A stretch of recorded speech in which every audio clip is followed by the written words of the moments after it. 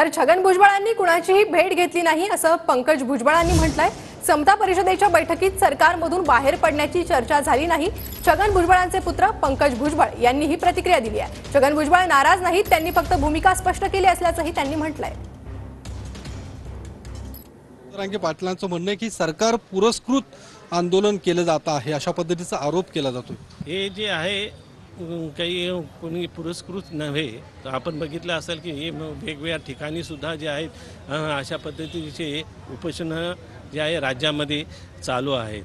तर ही जी आहे ही ओबीसींची भावना आहे ते व्यक्त करत आहेत आणि ती भावना जी आहे सरकारपर्यंत पोहोचवण्याचं काम जे आहे या उपोषणाच्या माध्यमातून ते करत आहेत। काही दिवसांपूर्वी समता परिषदेची जी बैठक पार पडली त्यामधून कार्यकर्त्यांचा पदाधिकाऱ्यांचा एक सूर होता की भुजबळ साहेबांनी सरकारमधून बाहेर पडावं।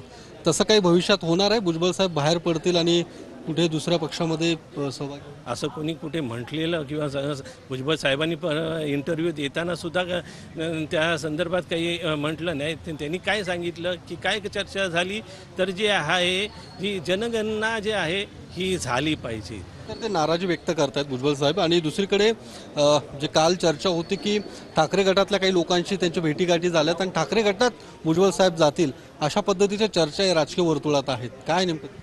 या फक्त जे आहे मीडियामधल्या चर्चा आहेत आणि सगळ्यांच्या ज्या आहेत चर्चा आहेत, पण असं काही साहेबांनी सुद्धा काही म्हटलेलं नाही ना कुठे तुम्हाला दिसण्यात आलेलं। कॅमेरामन अनिकेत सम, योगेश बोरसे, TV9 मराठी, पुणे।